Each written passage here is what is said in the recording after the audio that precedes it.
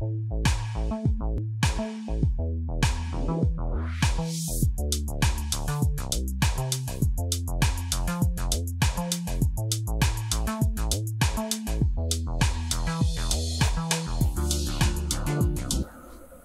name is Professor Frank Tailoka.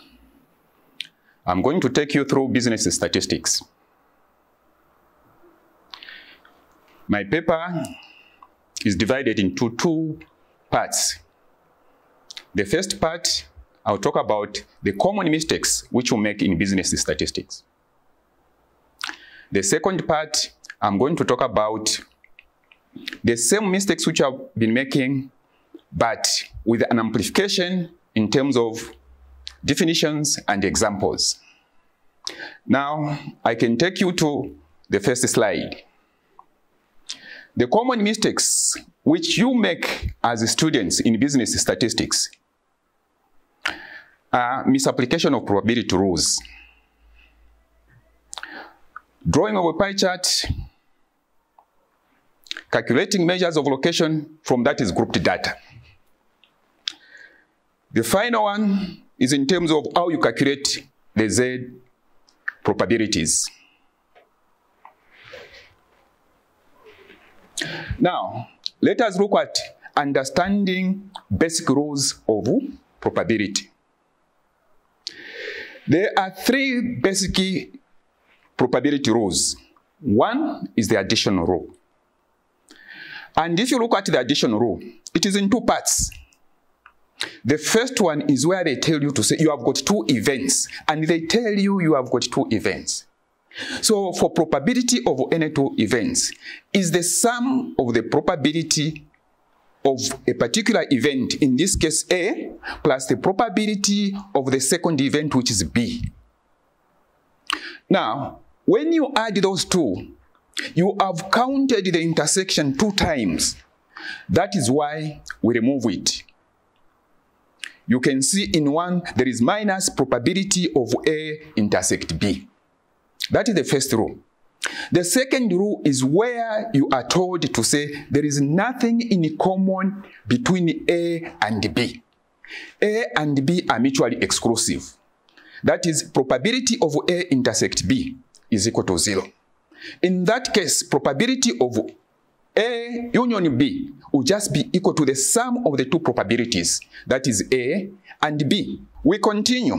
If you are told to say A and B are independent events, then probability of A, given that is B, conditional probability, there are two parts. We have probability of A given B.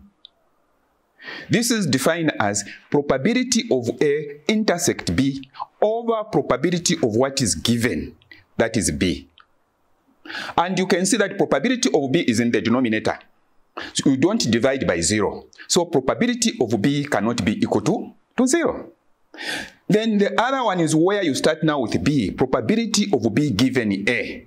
This will be the same intersection, that's probability of B intersect A, but divided now by what? By A. Again, probability of A should not be equal to 0 because we don't divide by 0. Now, let us consider an example. In a street containing, let us say, 30 houses, 8 households do not own a television set. And you are told that 15 households have a black and white television set, and 9 households have a color and black and white set. Find the probability that a household chosen at random owns a color television. This is where most of you students that is make mistakes. Remember always to draw that is a Venn diagram. If you draw a Venn diagram, then you won't make a mistake. So identify the area, which is the universal set. In this case, we are talking about the households. The number of the households is 30, which you are given. Then let's see, for instance, B, the number of all those who own the color television. Then B, W, will be those who own a TV which is black and white. And you can now see that if you write in mathematical form, it will be number in B union C complement. Those who don't own a black and white, and at the same time they don't own a color television. That is 8. Then you go to those who own black and white televisions. That is 15. Then you go to those who own both color and white, black and white television sets. That is 9. Then the unknown, you let it be equal to what? To X. Now, if you have got that is the Venn diagram, you insert those numbers in the Venn diagram, and you are going to have a mathematical equation where you have got that is the number in C will be 9 plus X. Then if you look at the totality, the universal set now, you can now add them up. The number which is in those who own that the color television, you add those who own the black and white television, and those who are in the intersection. The total number should be equal to 30. Then you solve for the value of X, and you see that X will be equal to 7. So now the question here is the required probability. By definition, you know probability is the number you are interested in over the total number of all the possible outcomes. So the number here we are interested in, which is the 7, those who own the color television, divided by 30, all the households, and it will give you 0.233. It's also correct, please, to write probability as a fraction and also as a decimal. But always when you write it as a decimal, please round it up to either 3 decimal places or 4 decimal places. In example 2, we are looking at a bag which contains, let us say, 5 white balls and 3 black balls. 2 balls are drawn, one after another. Find the probability of drawing 1 white and 1 black ball. 1, if the ball picked is replaced. 2, if the ball picked is not replaced. And this is what we call sampling in one with replacement. The other one is without replacement. Now, when you go to the solution, we are starting with replacement. You are putting back. When you pick up a ball, you put it back. So let W define the event that you have picked a white ball, and B the event that you have put that is a black ball. Now, we are looking for the probability that a ball which is picked is white. So the number of white balls picked over the total balls. So you have got 5 out of 8. Then you go to the probability of picking a black ball. The number of black balls you have picked will be 3 over the total number of all the balls you have, which is 8. This means the probability of picking any 2 balls, one white and the other black. Remember, here we are saying probability of picking a ball which is what? Black, and at the same time which is what? Which is white. Now, the only way you can apply that, you go back to the independent probability rule, which we talked about, because you are saying both at the first pick and the second pick. It will be probability of A intersect B. Or you can even interchange, that is probability of B intersect white. Those are the same. And that will be equal to probability of picking a white ball times probability of picking a black ball. Plus, you can also interchange, because you could have picked that is a black ball first and the white ball second. A white ball first, a black ball second. So you have to understand very clearly. So we add those 2. Okay? So that is how we come up with 5 over 8 times 3 over 8. In the first instance, where you picked a white ball first and then a black ball second. Plus, you interchange now where you picked that is a black ball first and the white ball second. When you multiply those and you simplify, you find out to say you get 30 out of 64. Again, here the 30 out of 64, you can write it in decimal or as a fraction.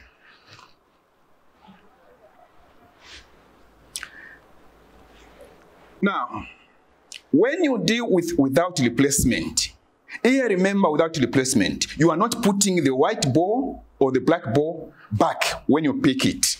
So in this case, the first pick, for instance, when you pick that is a white ball, it will be, how many white balls do you have? It will be 3 out of 8.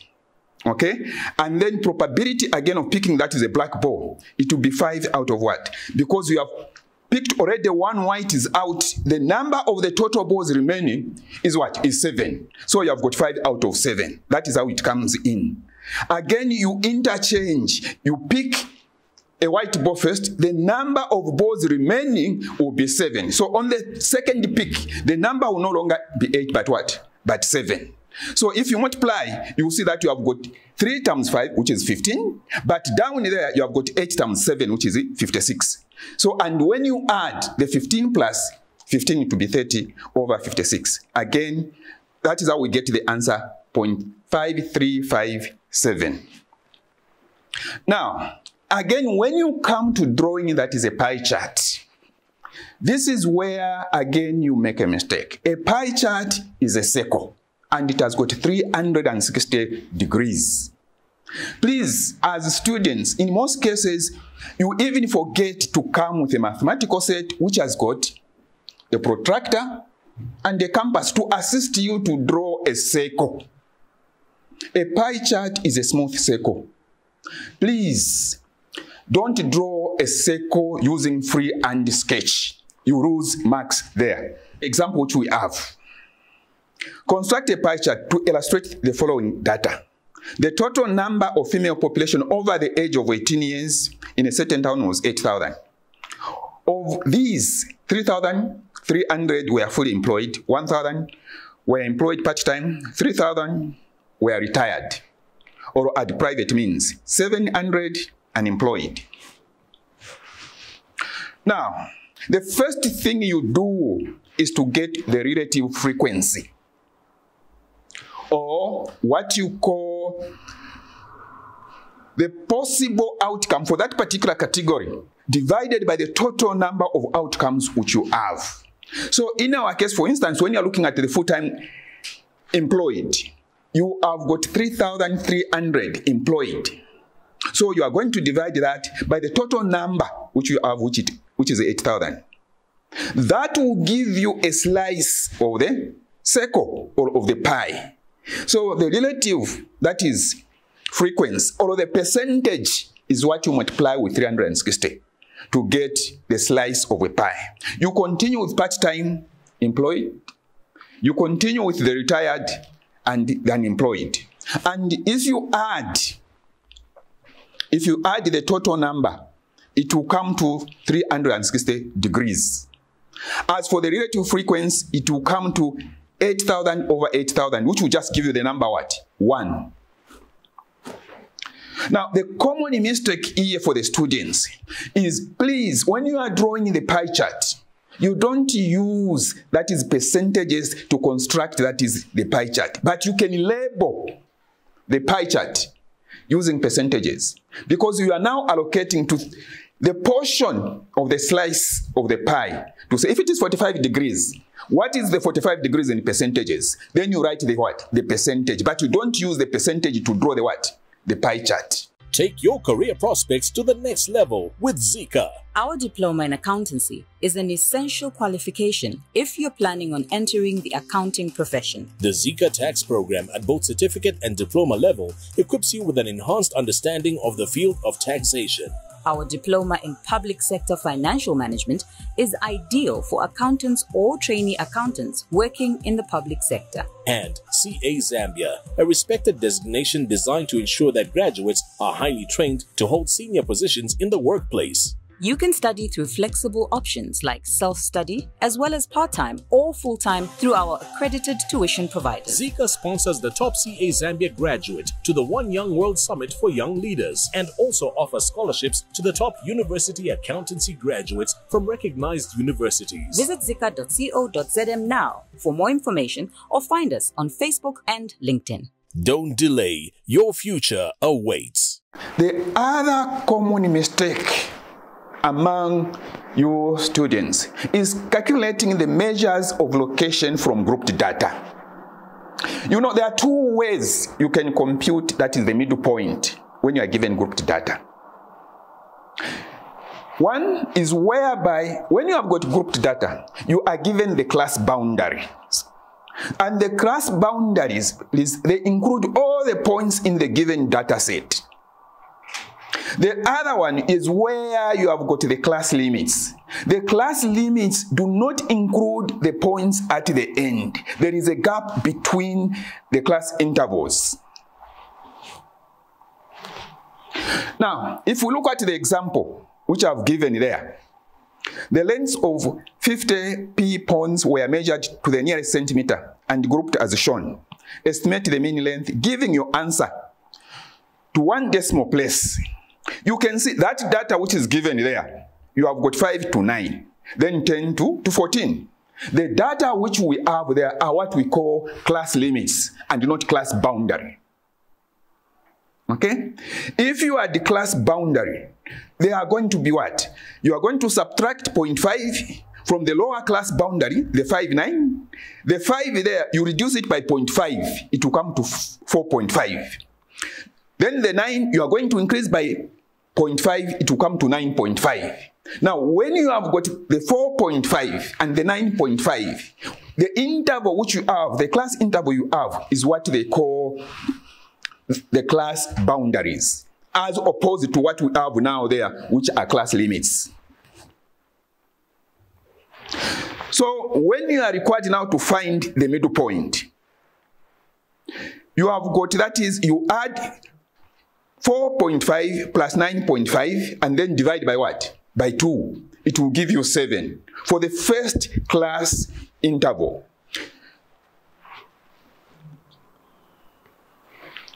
And if you follow through, you will see that for 10 to 14, the class boundary is 9.5 and 14.5. The class middle point is you add them together and divide by 2, which will give you what? Which will give you 12. So the common mistake in most cases is on the computation of the middle point. That's where most of the students, you make a mistake. Now, when it comes to computing, that is the summation. It's just a matter of reading now from the tables. You have got the summation of fx divided by the sum of the frequencies.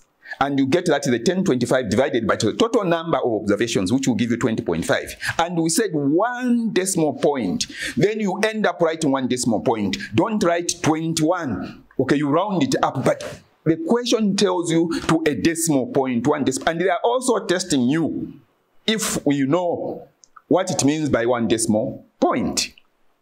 And similarly, if you look at this example we're looking at, if you look at the class limits, where you add the 5 and the 9, 5 plus 9, it will give you 14. And divide that by 2, it will give you 7. And it is fortunately that in our case, or the example which we have, we get the same what? The same answer. I have that confidence of getting that is a different answer, but it will be within the plus or minus 1 if you use the class boundary or the class limits. Your answer will also be what? Correct. The second thing is the calculation of the mode. Again, on the mode, we have got the same problem which comes in because you are computing that is the lower class boundary. The lower class boundary requires you to look at the class limits and get the what? The lower class boundary. That is where you make a mistake in the calculation of the mode. So you can see, like in the example which we have, the lower class limit where the mode lies, which is the most frequent number, is 20. So in our calculation, we are using the lower class boundary. And the lower class boundary for 20 minus that is 0.5 will give us 19.5. Then we have got your A. The A you are told, that is a frequency below the highest frequency. And the C you were told the frequency below the highest what? Frequency. Then you substitute in your formula and you get that is 19.5 plus 2.5, which will give you what? 22. The same thing, see, if you look at the mode which is the most frequent number, where L is the lower class limit, the you can either use the class limit or you can use what?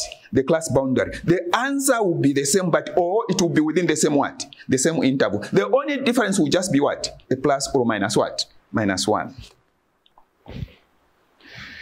Now, if we look at the 2, I was trying to say the answers in the 2 formulas will always be what? Will be almost the same. Now, the other problem which you students make is in the computation of the linear regression. Okay? Nowadays, you are allowed to use a calculator. And I always try to emphasize when I'm teaching my students to say, a calculator, just get this simple calculator, which is a Casio calculator. 82, the mode is 82 FXMS. Use a calculator to compute the regression. You don't need to use all the formulas which you are given, but the calculator has got everything inbuilt.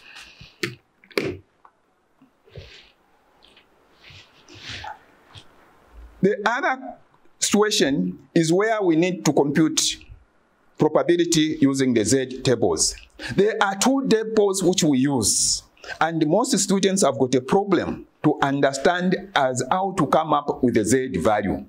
One table which we have is area under 0.5. The other table is cumulative, and we call it area under 1. So for instance, the example which we have here, using the standard normal tables, find the probability that Z is less than 0.75 in A. In B, we are saying greater than 0.5. Now, if you look at your student manual, the student manual has got a statistical table there, and it's area under 0.5. And those are the same tables which you use in the exam. Now, that is area under 0.5. 0.5, if you see, it's above 0. And if you go to the table gives you the area between 0 and 0.75. And the area which you find there will be, that is 0.273, the area which is in the table. But you are told you are looking for less than 0.75. So it's all the area to the left of 0.75.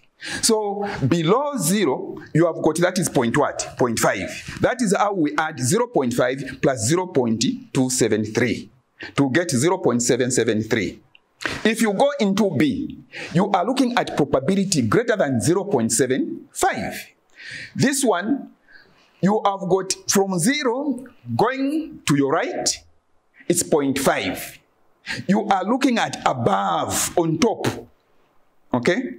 And that gives us 0.5 minus the tabulated value, which you find in the table, 0.2734. You subtract and it will give you 0.2266. Let us consider the next example. The time taken by a delivery man is normally distributed with mean 15 minutes and standard deviation 3 minutes. Estimate the probability of him taking longer than 19 minutes, less than 12 minutes, and between 11 and 18 minutes.